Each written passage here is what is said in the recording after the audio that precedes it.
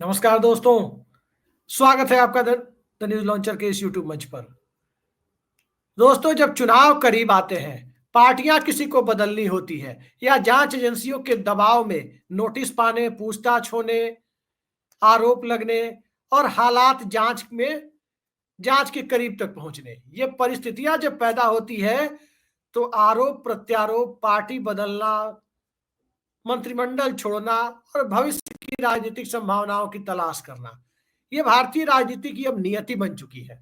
आया राम गया राम की संस्कृति भारत की राजनीति में नई नहीं है। कुछ ऐसे राजनेता रहे हैं भारत में जो चुनाव के समय अपनी राजनीतिक प्राथमिकताओं को तय करते थे, लेकिन वो जमाना गया जब राजनीतिक प्राथमिकताओं को तय किया जाता था तो उसके पीछे सत्ता और कुर्सी एकमात्र मोह हुआ करता था। तब भी विचारधारा से दूर रहने वाले लोग ऐसा काम करते थे, लेकिन अब जो जमाना है, अब जांच एजेंसियां भी एक फैक्टर बनती जा रही हैं। आपने देखा, कुछ लोग मुख्यमंत्री बन गए, कुछ लोग विधानसभा में विपक्ष के नेता बन गए, कुछ केंद्र में मंत्री बन गए, कुछ लोग टिकट का जुगाड़ कर लिए, राज्यसभा चले गए और जांच से भी बच गए। तमाम तरह के बड़े पदों पर आपने ऐसे लोगों को बैठते हुए देखा। और इसी कड़ी में एक और नाम जुड़ने जा रहा है, और वो नाम है दिल्ली में अरविंद केजरीवाल के जेल में रहने के दरमियान तिरंगा फहराने को लेकर, जी हां, झंडा फहराने को लेकर हुए विवाद में सामने आए दिल्ली के परिवहन मंत्री कैलाश गहलोत। कैलाश गहलोत ने आज दिल्ली सरकार और आम आदमी पार्टी दोनों को टाटा बाय बाय कह दिया। अब चुनाव में 2.5 महीने से भी कम का वक्त है। पिछली बार 8 फरवरी को मतदान हुआ था और आज हम आपसे 17 नवंबर को मुखातिब हो रहे हैं, यानी 2 महीने, तकरीबन 70-80 दिन का वक्त चुनाव में बचा है।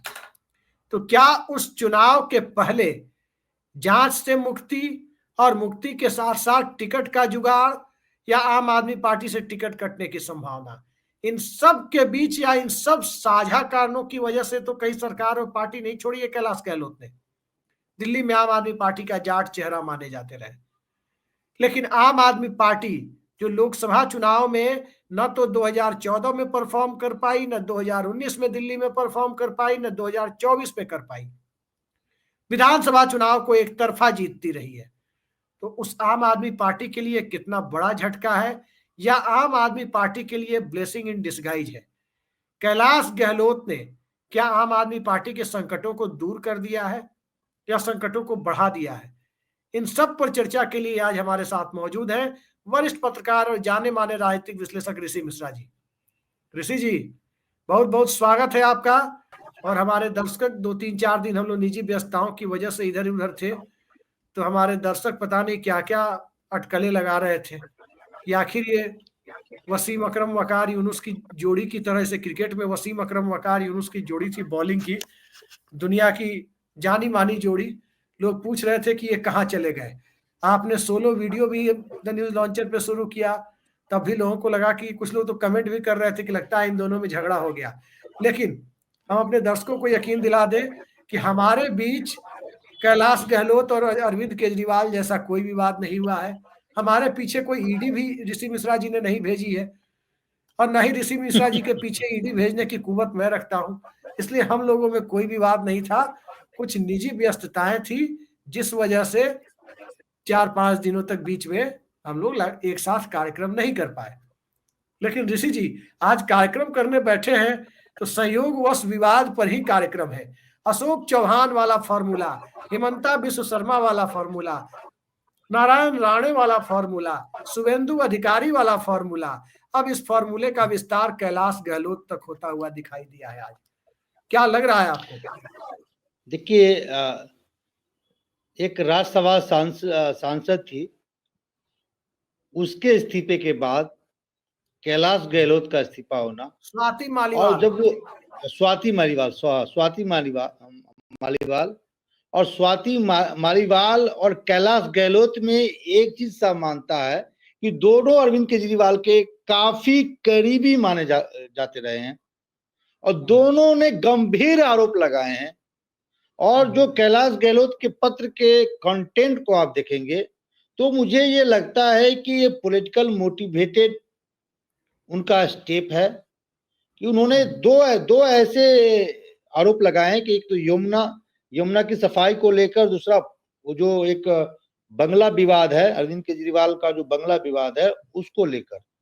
तो ये मुझे लगता है कहीं ना कहीं जो 14 से 24 के बीच में जो एक पॉलिटिकल स्टाइल बन गया था, जिसका आपने चर्चा किया, हेमंत बिश्व शर्मा, नारायण राणे, तमाम एक वॉशिंग मशीन। हालांकि कैलाश गहलोत से भी विभिन्न मामलों में पूछताछ हुई है, कई ऐसे गंभीर आरोप भी उन पे लगे थे। उसके बाद और ये देखिए टाइमिंग, देखिए सबसे बड़ा टाइमिंग को लेकर सवाल है। कुछ दिनों में यानी फरवरी के आसपास दिल्ली में विधानसभा चुनाव होना तय है। उससे पहले यदि इन दिनों के पॉलिटिकल डेवलपमेंट को देखें तो एक तरह से अरविंद केजरीवाल के जेल जाने के बाद दो लोग आम आदमी पार्टी और दिल्ली की राजनीति में सेंट्रिक थे, एक अतिशी, दूसरा कैलाश गहलोत। जब भी मुख्यमंत्री यानी अरविंद केजरीवाल को कोई रिप्लेस करेगा तो इन दो चेहरों की चर्चा जरूर होती थी। और जिस दिन मुख्यमंत्री के नाम पर अरविंद केजरीवाल ने मोहर लगाया, उस दिन तक, उस समय तक कैलाश गहलोत मुख्यमंत्री के रेस में बने हुए थे। क्या कैलाश गहलोत इस बात से भी नाराज है? क्योंकि देखिए जब कोई पार्टी छोड़ता है तो विभिन्न प्रकार के आरोप लगाते हैं, चाहे वो कांग्रेस का कोई नेता छोड़े या बीजेपी का कोई नेता छोड़े या आम आदमी पार्टी का नेता छोड़े। अरे हिमंता बिश्व शर्मा ने आरोप लगाया था कि कुत्ता को बिस्कुट खिला रहे थे राहुल गांधी, इस वजह से पार्टी छोड़ दी। बिल्कुल और वही हेमंत बिश्व शर्मा के विरुद्ध अमित शाह ने पूरे आसाम को आंदोलित कर रखा था। कोई व्हाइट पेपर, येलो पेपर क्या होता है वो अमित शाह ही बताएंगे। उन्हीं के जेब में रहता है व्हाइट पेपर, येलो पेपर। तो वो पेपर भी निकाले थे। वो सब सवाल नहीं पूछने चाहिए, वो सब सवाल नहीं पूछना चाहिए। देखिएगा सवाल तो मुझे तो बहुत ही आज के जो दिन का डेवलपमेंट है, और मैं आज तमाम न्यूज चैनल को बार बार बदल के देख रहा था कि मणिपुर पूरे सीन से गायब है। मैं थोड़ा समय लूंगा आपका, थोड़ा कैलाश गहलोत से धन्यवाद देता हूं दैनिक भास्कर को कि दैनिक भास्कर ने इस खबर को फ्रंट पेज पे छापा है कि मणिपुर में जिस प्रकार से कल माहौल बना है, 3 लोगों की हत्या हो गई है, उसके बाद जो आक्रोश वहां एक तरह से फैला। 11 ऐसे विधायक हैं जिसमें विधानसभा अध्यक्ष हैं, उन्होंने बीजेपी से आग्रह किया है कि यदि मणिपुर को बचाना है तो मुख्यमंत्री को बदल दीजिए। लेकिन हमारे प्रधानमंत्री और गृह मंत्री को फुर्सत नहीं है महाराष्ट्र से, झारखंड से, और जब इनसे पूछा जाए तो कहते हैं सब कुछ सामान्य है। गृह मंत्री गए तो थे, अरे गए थे, अब कब जाएंगे? मणिपुर जल रहा है। मणिपुर हिंदुस्तान का हिस्सा है नहीं है? और मैं प्रिंट मीडिया में दैनिक भास्कर को सैल्यूट करता हूं कि इतनी हिम्मत उन्होंने दिखाई है।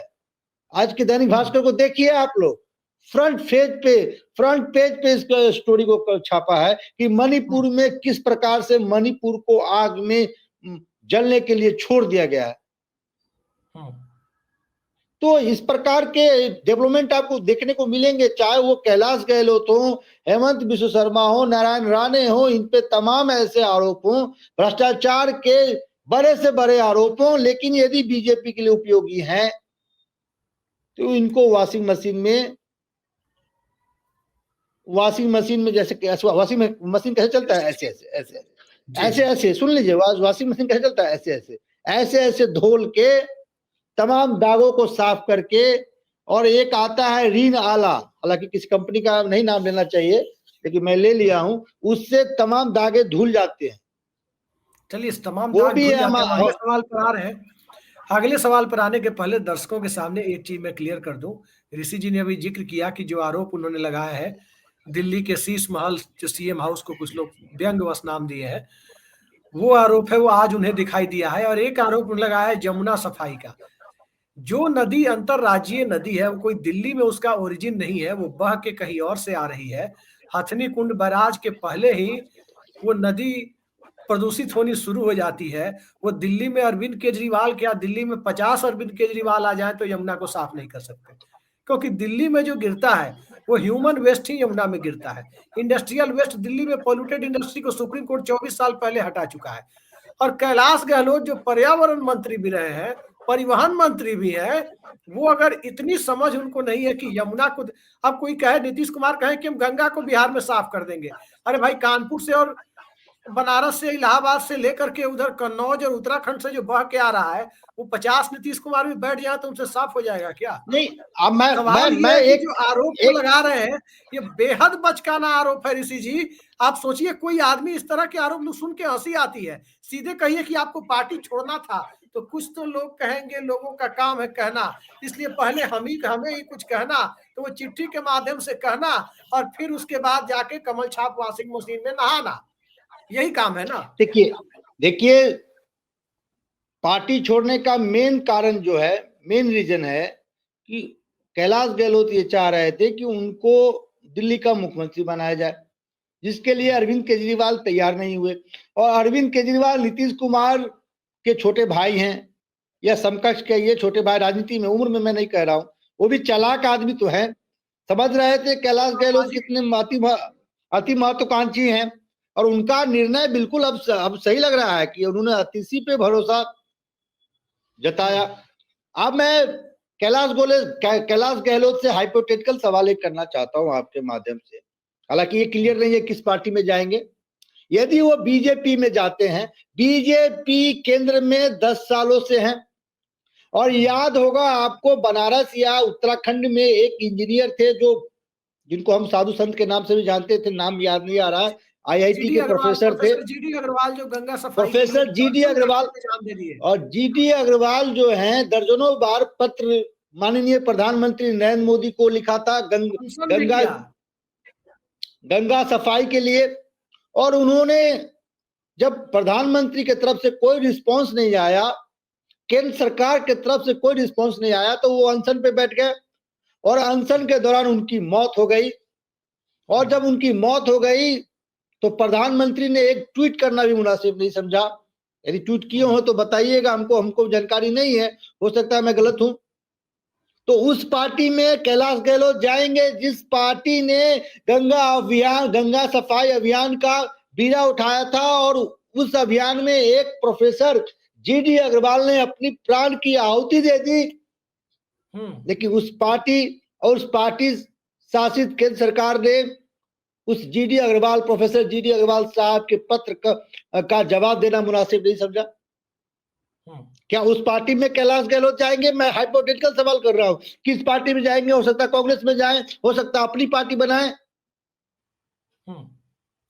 लेकिन बीजेपी को दरकार है एक ऐसे नेता का, एक ऐसे भेदिया का, एक ऐसे विभीषण का। तो क्या उन्होंने आरसीपी सिंह से नहीं सीखा है, जो गए भी और वापस भी आ गए, कुछ नहीं मिला था? अब आरसीपी सिंह तो बेचारे कहीं के नहीं रहे। अब वो कहावत कहेंगे तो मुझे थोड़ा अच्छा नहीं लगेगा, डैश के न रहे पर न रहे, मैं नहीं बोलना चाहता हूँ। अब आरसीपी सिंह जो हैं वो कह रहे हैं कि हर विधानसभा चुनाव लड़ेंगे। भैया अपना सीट तो निकाल लो, अपने तो लड़के देख लो, एक बार विधानसभा पता चल जाएगा। ये नहीं कह रहे कि खुद भी लड़ेंगे। देखिए बिहार की राजनीति ऐसी है कि नीतीश कुमार भी एक बार लड़े थे चुनाव, 2 जगह से, एक जगह से उनको पटकनी मिली थी। तो बिहार की राजनीति है। चलिए बिहार की राजनीति छोड़ देते हैं, दिल्ली पर आते हैं। वाजपेयी, देखिए वाजपेयी भी चुनाव हारे हुए हैं। आम आदमी पार्टी के पावर इक्वेशन को अगर आप देखें तो उस पावर इक्वेशन में शीर्ष नेता तो 2 ही हैं। संयोग से दोनों किसी न किसी तरह से अभी आरोप मुक्त नहीं हुए हैं उस मामले में, जो दिल्ली लीकर पॉलिसी वाला मामला है, अरविंद केजरीवाल और मनीष सिसोदिया। अब जब अरविंद केजरीवाल ने कुर्सी छोड़ी तो स्वाभाविक था कि सिसोदिया को तो बना नहीं सकते थे, क्योंकि आरोप तो सबसे पहले उन्हीं पर आया था। देखिए एक बात आप समझ लीजिए अभिषेक जी, थोड़ा माफी मांगते हुए आपसे समय मांग रहा हूं। मनीष सिसोदिया पे आरोप नहीं भी होता, फिर भी अरविंद केजरीवाल मनीष सिसोदिया को मुख्यमंत्री नहीं बना। आप पूछेंगे क्यों? कभी भी अपने पैरेलल में उस नेता को नहीं बैठाया जाता है जिसका समाज में, जिसका लोगों में कुछ न कुछ पैठ हो। अतिशी का कोई पैठ नहीं है। जो राजदार हो, सीधे बोलिए, जो राजदार हो। अतीसी को अरविंद केजरीवाल एक झटके में रिप्लेस कर देंगे।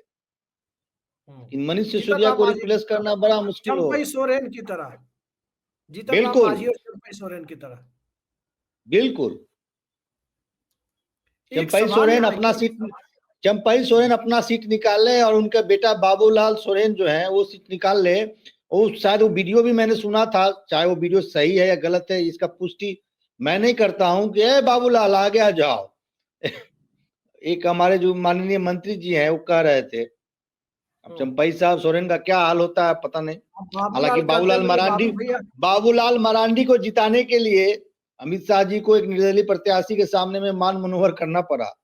अब जो पार्टी का फेस है, प्रदेश अध्यक्ष है, उनको जीतने में इतनी परेशानी आ रही हो, अमित शाह को मान मनोहर करना पड़ रहा हो, तो समझ सकते हैं क्या स्थिति होगी। चलिए आगे कुछ सवाल पूछ रहे थे। बाबूलाल तो खुद ही सीनियर बाबूलाल वहां फंसे हुए हैं। जब आप बाबूलाल की बात करते हैं, कौन सी मूवी है जिसमें अक्षय कुमार भी है, ए बाबू भैया, वो बाबू भैया बड़ा पॉपुलर रहे हैं, तो बाबू भैया जो है सांसद भी बन गए थे। खैर सवाल ये, बाबू भैया को छोड़ते हैं, दिल्ली के बाबू भैया एक और आरोप लगाया है कैलाश गहलोत कि हमेशा दिल्ली से और केंद्र से लड़ती रहेगी दिल्ली सरकार, तो काम कैसे करेगी।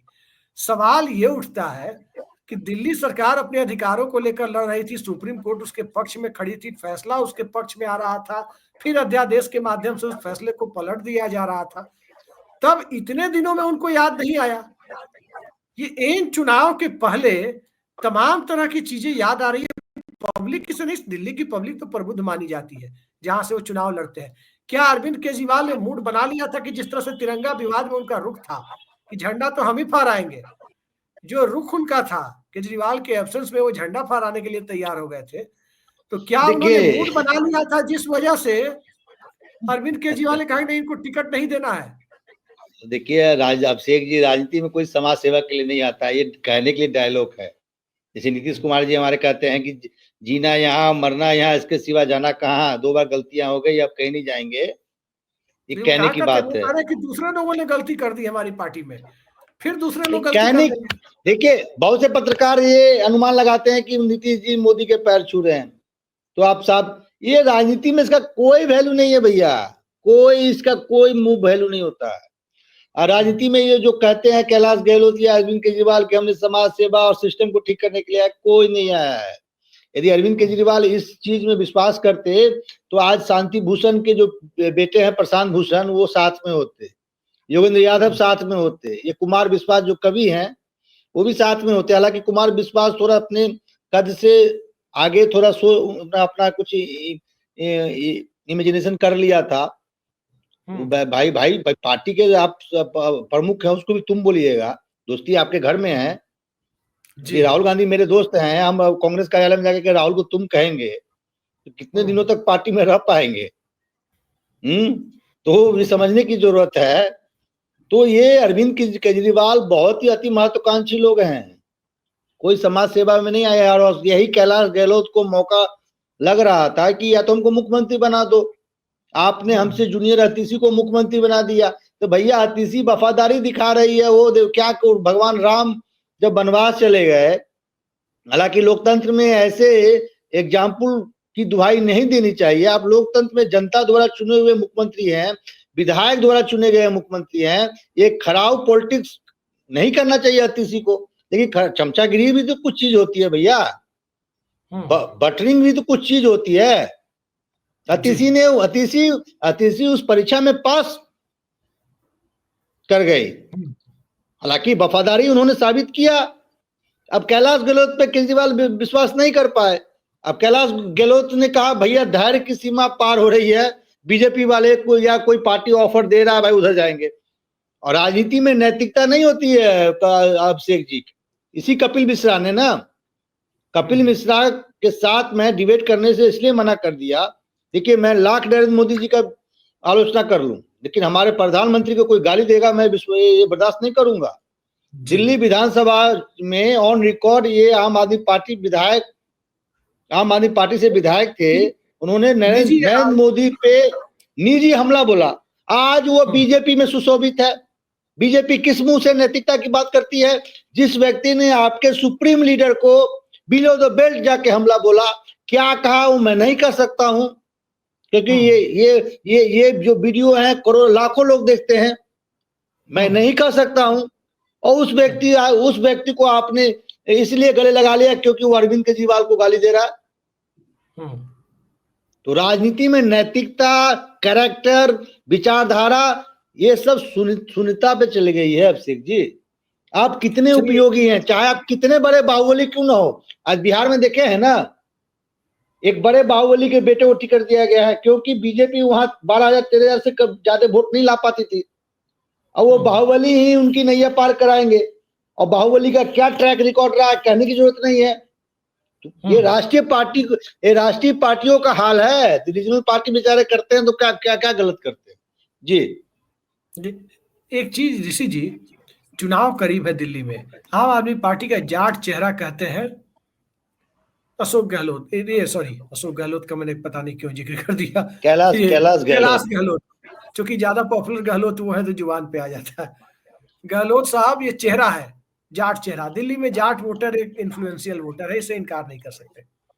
लेकिन जब जाट वोटर इन्फ्लुएंशियल वोटर है, क्या आम आदमी पार्टी चुनाव में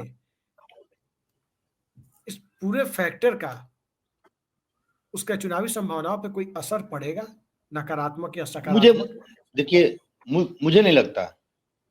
देखिए, दिल्ली में आम आदमी पार्टी को वोट जो है उनके कामों के आधार पे अरविंद केजरीवाल के नाम पे वोट पड़ता है, ये सभी लोग जानते हैं। कैसा है आपको? वो भी तो गए थे, एक मिनट, उनसे ज्यादा लोकप्रिय है वो। अभी तक डूब कर सुनते हैं सब किस्सा अदावत का, मैं किस्से को हकीकत में बदल बैठा तो हंगामा। उनको भी बड़ा गुमान था कि वो जाएंगे तो पार्टी ही टूट जाएगी, लेकिन पार्टी तो फिर आ गई थी। कौन?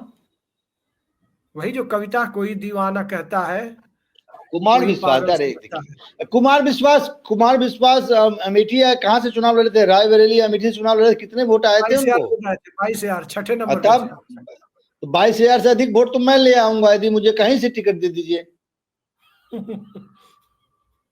नहीं, आप तो बिना टिकट के भी आओ। देखिए 22,000 से ज्यादा तो आप व्यू लाते हैं, तो 22,000 वोट तो निश्चित तौर पे ज्यादा लाएंगे तो आप। मैं ये कह रहा हूं कि नो डाउट आप अरविंद केजरीवाल के तमाम चीजों से मत भिन्नता आपकी हो सकती है, लेकिन नो डाउट आम आदमी पार्टी को वोट मिलता है ड्यू टू अरविंद केजरीवाल।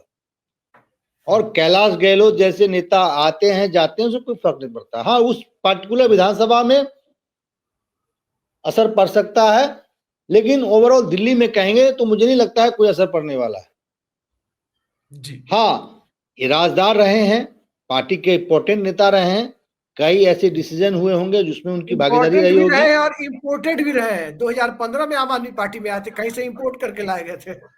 बहुत अच्छा बात कहा, इम्पोर्टेंट भी है और इम्पोर्टेड भी है। अभिषेक जी एकदम बहुत अच्छा है।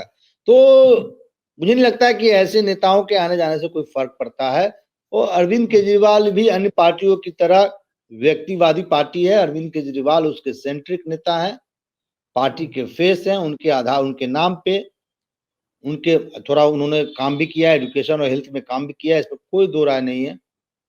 उस आधार पे पार्टी को वोट मिलता है। और कांग्रेस का जो आधार वोट है वो आम आदमी पार्टी की तरफ शिफ्ट हुआ, जिसके कारण आम आदमी पार्टी की दिल्ली की राजनीति में उदय हुआ।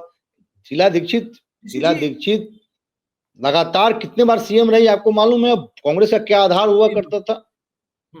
ऋषि जी, एक बात आप कहते हैं तो मुझे बड़ा अजीब लगता है, व्यक्तिवादी पार्टियां, भाई भाजपा से लेकर कांग्रेस तक, राजद से लेकर के सपा और अरविंद केजरीवाल और जेडीयू या स्टालिन की पार्टी, शरद पवार की पार्टी, उद्धव ठाकरे की पार्टी, शिंदे की पार्टी, सब के सब व्यक्ति पूजा में लगी हुई है। बस फर्क इतना है कि कोई अपने नेता को देवताओं का देवता कहता है, कोई आम आदमी कहता है, कोई कुछ कहता है, टोपी तो सब पहन ही रहे हैं। और जो पार्टी व्यक्तिवादी नहीं है, ऋषि सवाल पूरा होने दीजिए, जो पार्टी व्यक्तिवादी नहीं है, देश में सीपीएम को देखिए, प्रधानमंत्री पद स्वीकार किया जाए कि नहीं किया जाए उस पर बहस हुई, स्वीकार नहीं किया गया। मतलब डेमोक्रेसी कहीं देखनी है तो जिस पार्टी में देखनी है उसकी दुर्दशा भी तो देख लीजिए। इस देश की जनता डेमोक्रेसी के लिए कितनी तैयार है, लोकतांत्रिक स्वरूप के लिए कितनी तैयार है। अगर सीपीएम वाला त्याग इस देश में कोई दूसरी मतलब दुनिया के किसी लोकतांत्रिक देश में कोई दूसरी पार्टी ने दिखाया हो ताकि प्रधानमंत्री पद इसलिए अस्वीकार कर देना कि वही आर्थिक नीतियां हम लागू करने पर मजबूर होंगे जिसे हम नहीं करना चाहते, इसलिए हम प्रधानमंत्री पद नहीं लेंगे। भाई तो पूरी दुनिया में हीरो बन गई होती वो पार्टी, अकेले सत्ता में आ जाती अगली बार। लेकिन ये भारत है, भारत में व्यक्ति पूजा होती है, नीति और सिद्धांत। लोग जेपी के साथ भी जो जुड़े थे, उनकी संपूर्ण क्रांति को कितने लोग समझते थे? ज्यादातर लोग जुड़े थे कि नहीं भाई इंदिरा गांधी के खिलाफ, जेपी जो है महान आदमी है, जो कह रहे हैं वही सही है। नरेंद्र मोदी आज आ गए, एक जमाने में वीपी सिंह जो कह रहे थे वही सही था, एक जमाने में अटल बिहारी वाजपेयी जो कह रहे थे वही सही था, एक जमाने में इंदिरा गांधी जो कह रही थी वही सही लोग मान लेते थे। देखिए, दो लोगों को तो आपको मानना होगा इस राजनीति के चकाचौंध से, शायद ही कोई बचा, लेकिन मैं दो लोगों को इससे ऊपर मानता हूँ। एक महात्मा गांधी को, दूसरा जेपी को। जेपी चाहते तो प्रधानमंत्री बन जाते। ऐसा कहा जाता है कि कांग्रेस से भी एक टाइम में लाल बहादुर शास्त्री के समय उनको ऑफर किया गया था, वो नेहरू के से बीमार पड़े थे। और जेपी आंदोलन के बाद भी यदि जेपी चाहते हैं तो खुद प्रधानमंत्री बन सकते थे। या देश के आजादी के बाद यदि सबसे लोकप्रिय और सबसे बड़े नेता इस देश के रहे हैं तो महात्मा गांधी रहे। वो चाहते तो कोई उनके नाम पे विरोध नहीं करता। लेकिन राजनीति की चौकाचौंध ऐसी है। व्यक्तिवाद कहा, ये व्यक्तिवाद क्या है? मैं उसी पे आ रहा हूँ। आपने भगवान की बात की, तो एक तो हमारे जो नेता हैं देश के प्रधानमंत्री, उन्होंने खुद कहा कि मैं नॉन बायोलॉजिकल हूँ। अब जब खुद को आप कह रहे हैं कि नॉन बायोलॉजिकल है, तो उनके पीछे जो तमाम जो नेता खड़े हैं वो तो कहेंगे ही कि देवता नहीं, देवों के देव है, यानी महादेव हैं, तो कहेंगे। और हर पार्टी में मैं तो दावे के साथ कहता हूँ, बीजेपी में कौन निर्णय लेता है? अमित शाह नहीं तो नरेंद्र मोदी। पूर्ण रूप से नरेंद्र मोदी, उसमें सहमति अमित शाह जी की होती है। नड्डा जी को तो नहीं कहिए भैया, मुंह से बुला जाएगा तो फिर हमको दिल्ली में रहना मुश्किल हो जाएगा। वो देखे ना राष्ट्रीय कार्यालय में कैसे अमित शाह जी, मतलब जैसे ही वो उस मतलब लाइन में आ रहे थे कि कैसे उनको मतलब पुश कर दिया गया, कहने की जरूरत नहीं है। उसी तरह कांग्रेस में गांधी परिवार के अलावा क्या कोई निर्णय ले सकता है? मल्लिकार्जुन अध्यक्ष हैं, लेकिन मल्लिकार्जुन भी जब लिस्ट तैयार होता होगा तो एक बार जरूर कहते होंगे कि मैडम को दिखा दीजिए या राहुल बाबा को दिखा दीजिए। इसी तरह जेडीयू में नीतीश कुमार के अलावा कोई ऐसा व्यक्ति है जो फैसला ले सकता है? या राजद में देखिए, एनसीपी में देखिए, तमाम पार्टी कोई एक दूसरे पे छीटाकशी नहीं कर सकता है कि भाई तुम व्यक्तिवादी पार्टी हो और हमारे यहाँ दम वो जो लोकतांत्रिक प्रणाली के थ्रू हमारे अध्यक्ष या तमाम चीजों का निर्णय। 15 नवंबर को ऋषि जी, 15 नवंबर को कांग्रेस पार्टी के पूर्व अध्यक्ष सीताराम केसरी की पुण्यतिथि थी। ना तो राहुल गांधी ने, शायद खड़गे जी ने भी नहीं, किसी ने ट्वीट तक नहीं किया कि उनको याद किया हो। जबकि कांग्रेस के आजाद भारत में कार्यकर्ताओं के द्वारा चुने गए वो पहले अध्यक्ष थे जिनके लिए चुनाव हुआ था। शरद पवार और राजेश पायलट को हराकर। अब मैं बार-बार कहता हूं, आपके ही प्रोग्राम में कहता हूं, आरक्षण की बात कर रहे हैं। आप देखिए, अब मैं आपको बार-बार एक एग्जांपल देता हूं कि आप देखिए तमाम पॉलिटिकल पार्टियों में ऑपरेशन लोटस हो जाता है, रिवोल्ट हो जाता है, विधायक टूट जाते हैं, विधायक इधर से उधर चले जाते हैं। कभी आपने लेफ्ट में देखा है कि उनके 5 विधायक टूट गए हों? वो दूसरे से लेते भी नहीं है, वो दूसरे के लोगों को लेते भी नहीं है।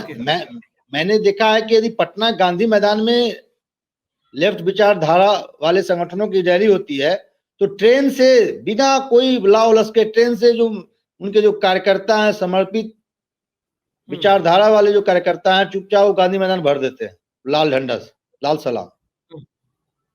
लेकिन कहीं ना कहीं उन लोगों से भी कुछ गलतियां ऐसी हुई होगी कि जो जनता का मैंडेट उनको बंगाल में या तमाम राज्यों में पहले मिलता था, वो आज वो कहीं ना कहीं उससे कहीं ना कहीं अपने आप को उपेक्षित महसूस कर रहे हैं। तो कुछ ना कुछ पॉलिसी मेकिंग में या ऐसा कुछ हुआ होगा। लेकिन आज भी एक बात तो मानना होगा कि वहां लोकतांत्रिक पद्धति से नेताओं का चुनाव होता है, कौन किस पद पे जाएगा, एक सिस्टम बना हुआ है। बाकी पार्टी तो व्यक्तिवादी पार्टी है, इसमें तो कोई दो राय नहीं। तो ये व्यक्तिवादी पार्टी, दिल्ली में जब व्यक्तिवादी पार्टियों के बीच विधानसभा चुनाव होगा तो माइनस कैलाश गहलोत, आम आदमी पार्टी की चुनावी संभावनाएं कैसी होंगी? देखिए, मैंने शुरू में ही कहा है, जब व्यक्तिवादी पार्टी कोई मतलब पब्लिक मतलब एक खास इंडिविजुअल सेंट्रिक पार्टी होती है, उसमें उस व्यक्ति के प्रभाव के कारण वोट मिलता है। अब नीतीश कुमार जेडीयू है, जेडीयू को क्यों वोट मिलता है? परिवारवादी नहीं है लेकिन व्यक्तिवादी है।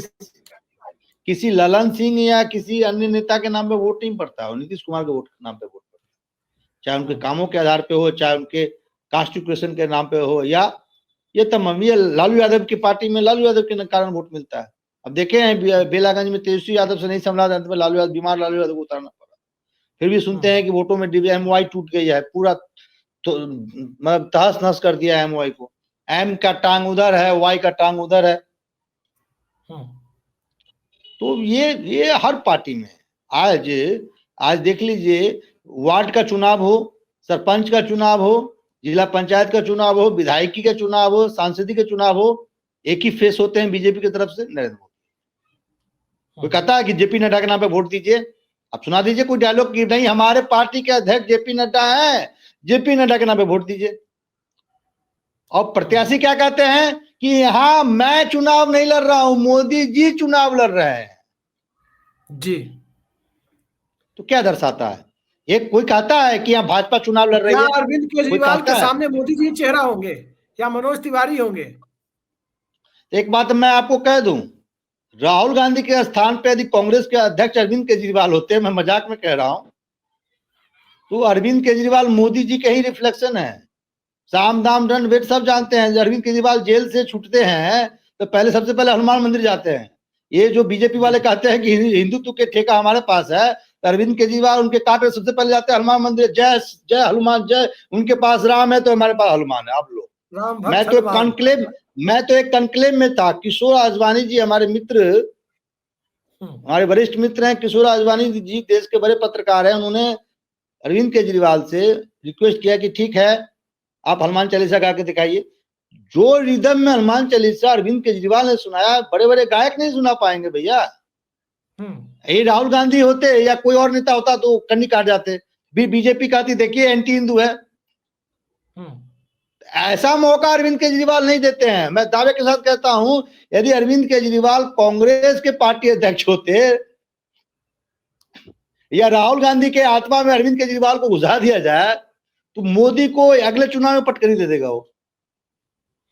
चलिए, आपने बहुत बड़ी बात कह दी और अंत में इस कार्यक्रम को हम खत्म करते हैं, लेकिन इस नोट पर खत्म करते हैं कि दिल्ली की चुनावी संभावनाओं पर बहुत ज्यादा असर कैलाश गहलोत के पार्टी छोड़ने से नहीं पड़ेगा। लेकिन ये बात भी उतनी ही सत्य है कि आम आदमी पार्टी को झटका तो लगा है, बड़ा झटका लगा है।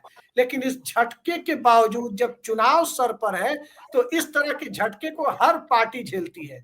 कई बार तो ऐसा भी देखा गया कि एक कैंडिडेट टिकट की प्रत्याशा में चुनाव के ठीक पहले दूसरी पार्टी में गया, एक नेता, और वहां भी उसे लगा कि उस पार्टी में टिकट नहीं मिलेगा तो शाम होते होते तीसरी पार्टी में भी चला गया।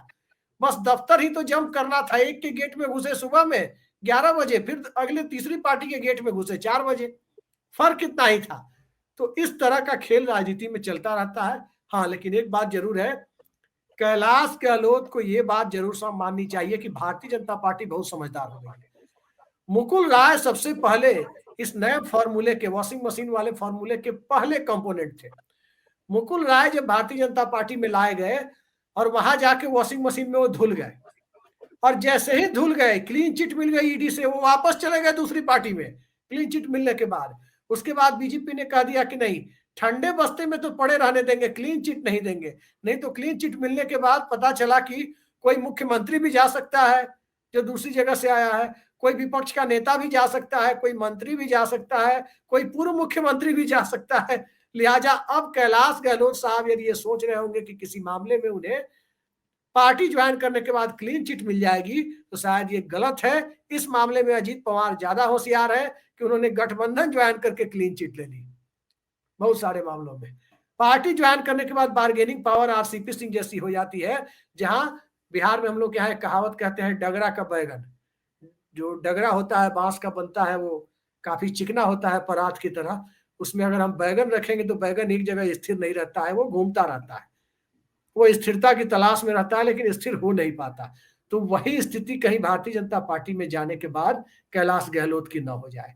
लेकिन यक्ष प्रश्न तो यही है कि राजनीति में अगर वो है तो कहीं ना कहीं तो जाएंगे। उम्मीद यही जताई जा रही है कि जो आरोप लगा है वो भाजपा के आरोपों से मेल खाते हैं, तो शायद उनको अंतिम राजनीतिक पनाह फिलहाल वहीं पर मिल पाए। तो देखते हैं जनता की नजरों में उनकी विधानसभा सीट पर उन्हें पनाह मिलती है या नहीं। राजनीतिक दल तो कहीं ना कहीं पनाह दे ही देंगे। 4000 के करीब राजनीतिक दल चुनाव आयोग में राष्ट्रीय से लेकर क्षेत्रीय तक सूचीबद्ध है, तो कहीं ना कहीं पनाह तो मिल ही जाएगी। या नहीं मिलेगी तो एक और पार्टी, आप सबकी पार्टी आम आदमी पार्टी दिल्ली में एक खड़ी हो गई, आप सबकी पार्टी बिहार में एक खड़ी हो जाएगी, हम सबकी पार्टी दिल्ली में, कुछ भी हो सकता है। देखते जाइए होता क्या है। ऋषि मिश्रा जी, बहुत बहुत धन्यवाद आपका, आपने इस बेहद महत्वपूर्ण मुद्दे पर हमारे लिए समय निकाला। नमस्कार।